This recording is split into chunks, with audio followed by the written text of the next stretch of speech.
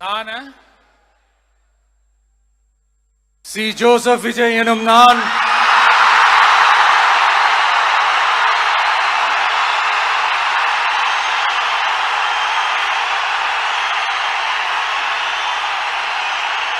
சட்டப்படி அமைக்கப்பெற்ற இந்திய அரசியல் அமைப்பின்பால் உண்மையான நம்பிக்கையும் மாறா பற்றும் கொண்டிருப்பேன் என்றும் இந்திய நாட்டின் ஒப்பில்லாத முழு முதல் ஆட்சியையும் ஒருமையையும் நிலை நிறுத்துவேன் என்றும் தமிழ்நாட்டு அரசின் முதலமைச்சராக உண்மையாகவும் உளச்சான்றின்படியும் என் கடமைகளை நிறைவேற்றுவேன் என்றும்